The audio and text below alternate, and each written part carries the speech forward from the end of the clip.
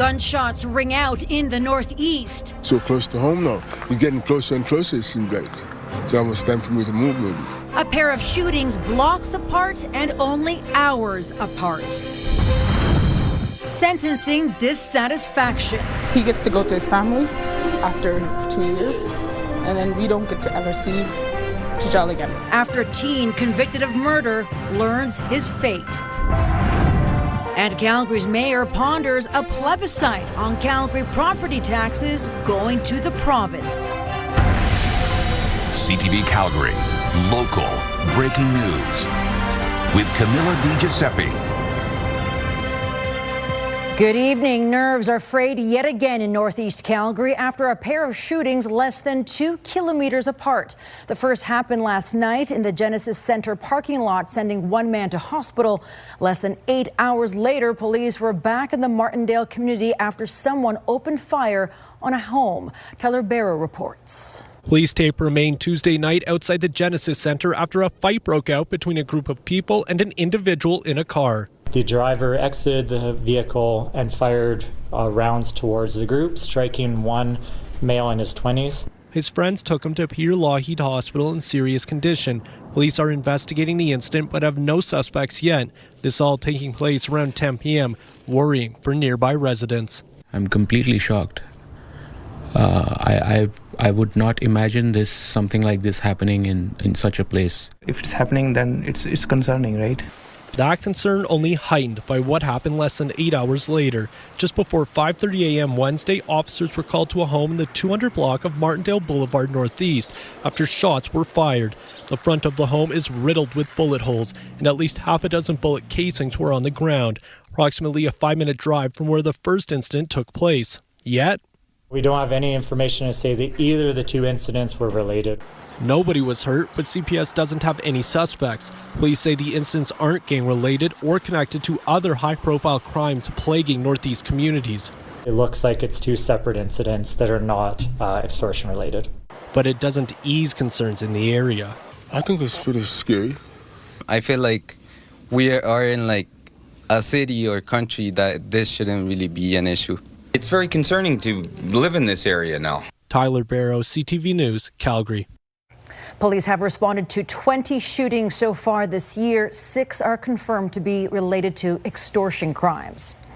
A Calgary judge who compared the killing of 16-year-old Jalacord Jal to a brutal gangland execution handed down the maximum youth sentence to the teen convicted in the 2022 shooting death. The shooter was just 15 when he shot Jal at point-blank range in the back of the head near the Crowfoot LRT station. The teen was convicted of second-degree murder and today sentenced to 7 years, 2 of them in closed custody, and 5 years under community supervision. The judge acknowledged the gravity of Jal's death, but took into account the shooter's cognitive deficits and autism spectrum diagnosis in their decision. The Crown argued for 4 years in closed custody, but the judge sided with the defense for a 2-year term, citing the offender's potential for rehabilitation. Jal's family expressed deep anger in court, saying the sentence is a slap in the face. We, the family, are grieving for many years. We still are grieving. We're not the same. We haven't been the same. We're not moving forward. This is not bringing us closure. Yeah.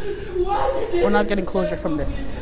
The convicted teen will get credit for 60 days already served. It's not known if an appeal to the judge's decision can be launched. A section of Southland Drive in the southeast was closed in both directions after a collision involving a pedestrian. It happened at around 6 p.m. this evening between Bonaventure Drive and Wild Road, which appeared to also impact traffic in and out of a nearby Delta hotel. Police say the pedestrian was rushed to hospital in life-threatening condition.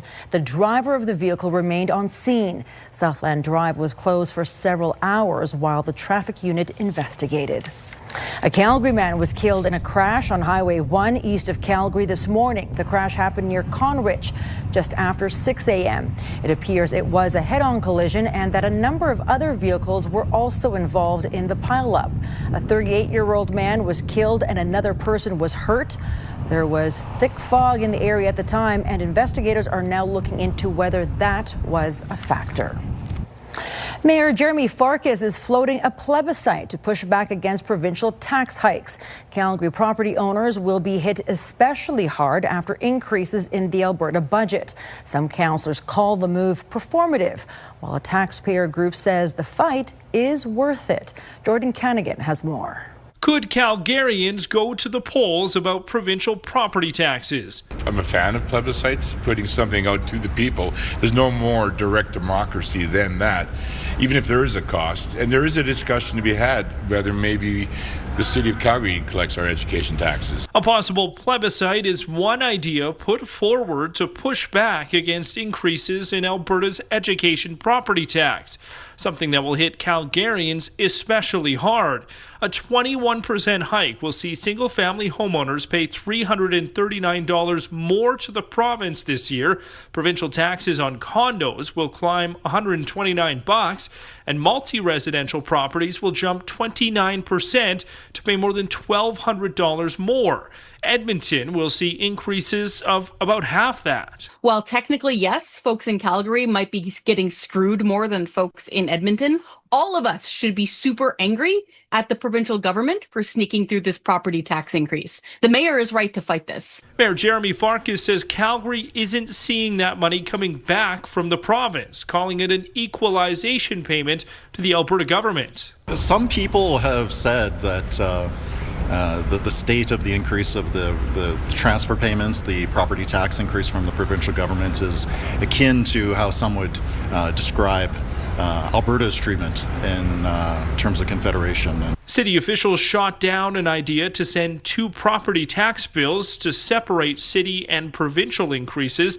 Some say Wednesday's special meeting was not a good use of time. Again, just performative. We didn't really accomplish anything today. A lot of questions could have been sent through an email.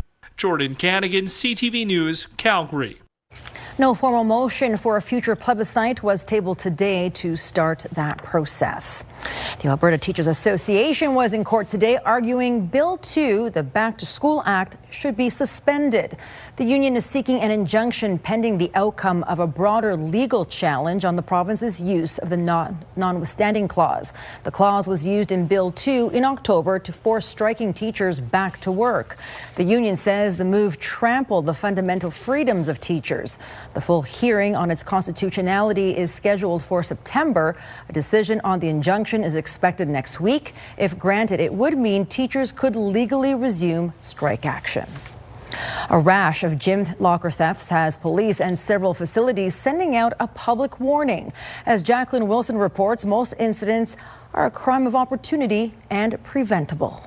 While you might be pumping iron or taking a dip in the pool, thieves could be sneaking away with your stuff. In locker rooms themselves, there's no cameras, so we don't have any images of people rummaging through anybody's locker because there's no security camera in there. But we do have images of people entering that area and then leaving rather quickly. There had been 20 reported incidents of gym locker thefts to CPS this year, but as officers investigated the crimes, more victims came forward.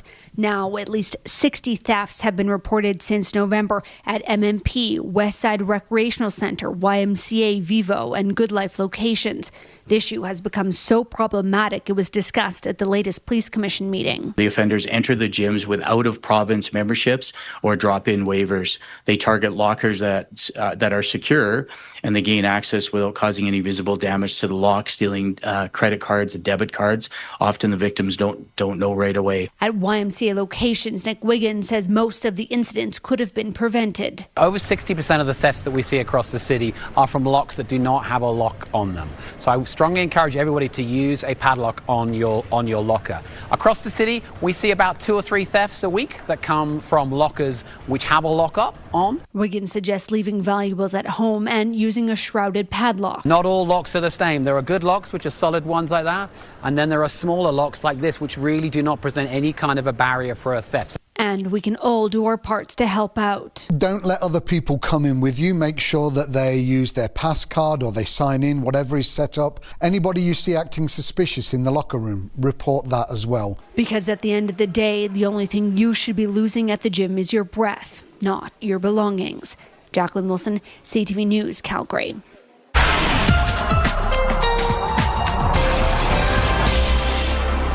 Danielle is in with our first look at the weather, and weather-wise, the first few days of March have proven to be pretty interesting. Yeah, tomorrow will be another interesting one. So it will look bright and start off bright, but still feel cold because in the morning your wind chill will be about -8. We're looking at winds gusting out of the north up to 40 kilometers per hour throughout the day tomorrow, so that's a cold wind for sure. So bright, cold in the morning, and then in the afternoon, by about 2 in the afternoon, that's when we'll get our daytime high +5. So that is certainly a warmer temperature than the -7 today, but it will be very short-lived, and then temperatures will fall after 2 p.m. and get cold pretty fast. We also have the potential for some snowfall later in the day as well, especially after 4 p.m., picking up a light dusting in the city. More details coming up. Danielle, thank you. The 14th Why Whisper fundraising gala was held at the BMO Centre tonight, highlighting how the global momentum of women's sport can enrich the lives of women and girls everywhere. Hosted by YW Calgary, hundreds of supporters packed the ballroom for a sit-down dinner, silent auction, and raffle.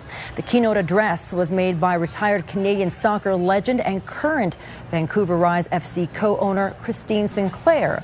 With International Women's Day coming, the gala's theme looks at how the impact of women's sport can help foster equity and economic empowerment for women. Organizers hope to raise $700,000 that will go to YW Calgary programs and services for women and families.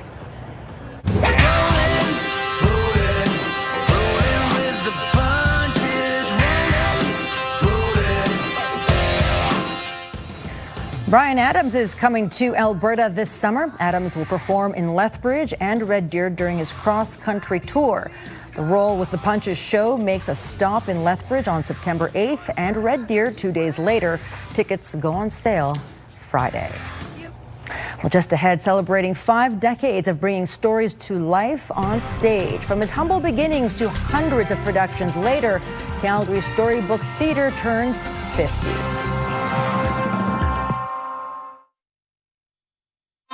You're watching CTV News, Calgary. The UCP government is giving several oil sands companies a total of $46 million to implement new technology to clean up tailings ponds. The Environment Minister and other officials were on hand for the announcement at the U of C's Schulich School of Engineering. The money will be divided amongst 9 projects to advance oil sands mine water management and tailings pond reclamation. The Environment Minister says tailings ponds were never meant to be a permanent solution, and new tech will help clean water and reclaim land.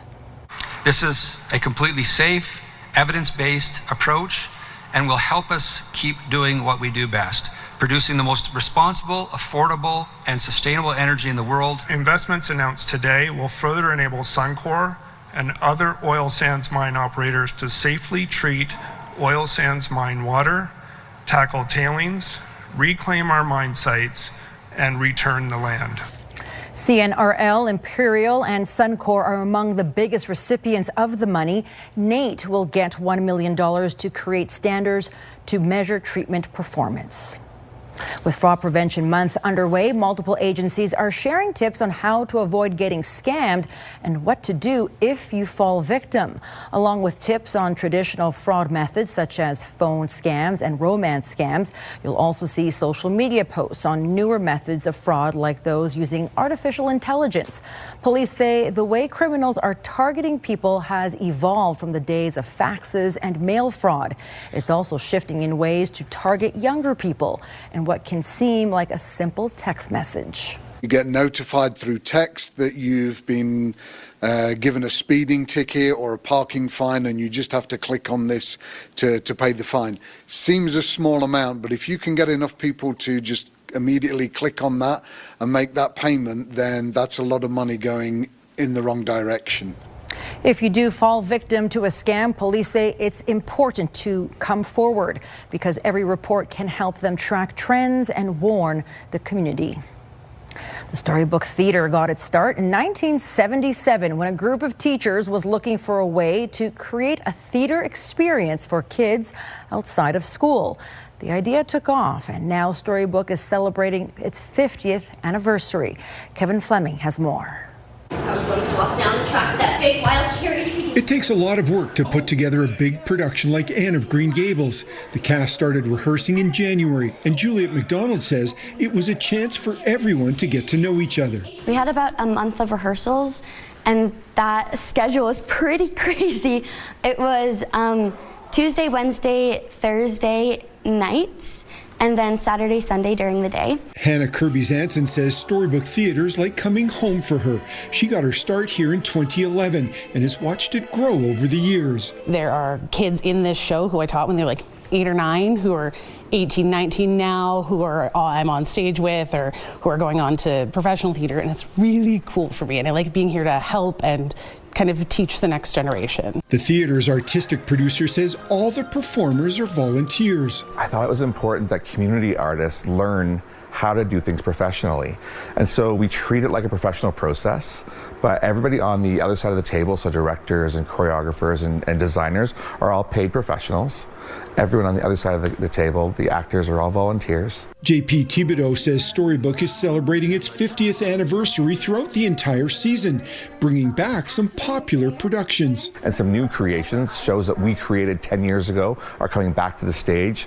And so we're super excited for our 50th season. This is Rocco Lagulo's first time performing in a Storybook production. JP does this little message. He's like, at the start of every show, he says like, people here were inspired by watching Storybook shows, and every time I hear that, I was like, that was me. I was sitting in this audience watching a show, and then to be in one, it means the world to me. Lagulo and some of the other performers here want to learn as much as they can on this stage so they can turn this into a career one day. Kevin Fleming, CTV News, Calgary. All right, Danielle's up next with their Skywatch forecast. Interesting conditions for the next day or so. Danielle has those details next.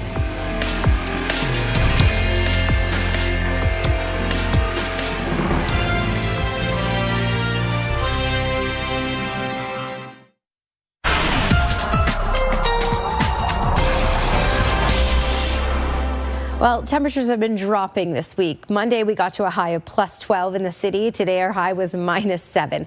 We will start to warm up for tomorrow, but tomorrow will still feel pretty cool for most of the day. I'll talk more about that in a little bit.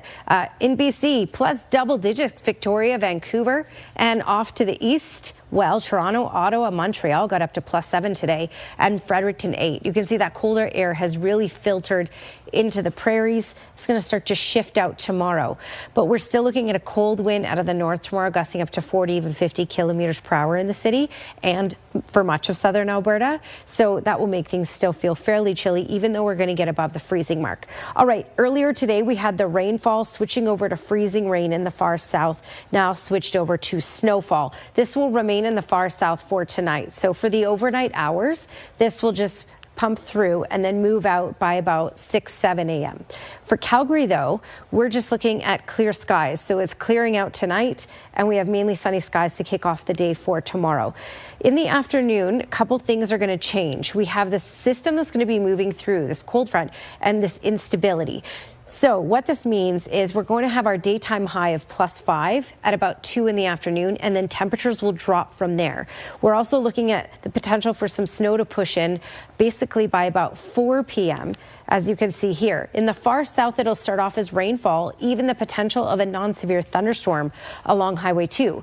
And then it switches over to snowfall, and then that snowfall really starting to last into the evening hours. We're not looking at huge amounts because it will be very short-lived. It will be on and off for a couple of hours anyway. So anywhere from 1 to 3 centimeters possible from Canmore, Cochrane, up to Airdrie, down to Calgary, Okotoks, and High River. A little more to the west of Pincher Creek is certainly possible, anywhere from 3 to 5 centimeters. Okay, longer range forecast. 5 degrees, but again, that's at 2 in the afternoon. It will be short-lived and then will quickly fall off temperature-wise after about 2 p.m. Then the winds will be gusty out of the north, 40 kilometers per hour. That's a cold wind, so it will feel chilly for much of the day.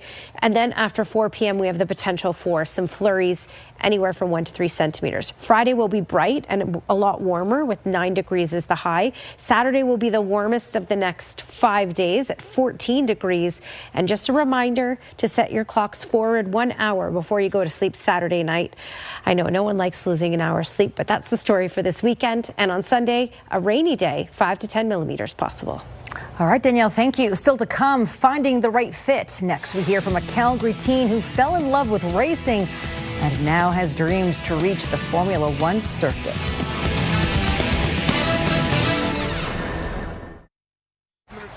The Calgary Flames have traded Mackenzie Weegar to the Utah Mammoth, but the move needed approval by the veteran defenseman who has a full no-trade clause, and Weegar did so late this afternoon. In return, the Flames are getting veteran defenseman Ollie Mata, 3 2026 second-round draft picks, and prospect Jonathan Castagna. The NHL trade deadline is on Friday. The Formula One season gets underway this weekend in Australia, and there's a driver from Calgary who one day wants to get there too. Glenn Campbell has his story. Alex Chartier has a need for speed. He tried other sports when he was younger, but they just didn't work. But when he started racing, there was no turning back. I tried hockey, downhill skiing, but when I was around 6 years old, my parents took me to a triathlon event at a local club in Calgary, and from then I was immediately hooked. Since then, the 15-year-old Chartier has been lapping the field. He and his family now live in Europe, and after successfully competing in the kart world, Chartier has now graduated to F4. He'll make his debut in rounds 3 and 5 of the Formula Winter Series in Spain with Matilda Racing. It's a big step up. The level of the competition is extremely high, and every race week is extremely intense. But my main goal for this year is just to be as consistent as possible and learn as much as possible. Pole position for the Belgian Grand Prix, mate. Pole position. Chartier is being managed by a podium-winning Formula One driver in Giancarlo Fischiella. It's a good experience. He's a good guy. He's teaching me quite a bit and helping me get the right team to race with this year. Chartier would love to follow in Fischiella's footsteps and one day compete in F1, but he knows it'll take some time. I think, just to develop the skills to help me climb up the ladder, hopefully make it to F1, and that's, so just develop my skills in F4, and then other categories on the way to F1. Glenn Campbell, CTV Sports, Calgary. And Chartier will make his F4 racing debut this weekend in Spain. All right, that's it for us here at CTV News at 11:30. Thank you for watching. We'll see you soon. Have a good night.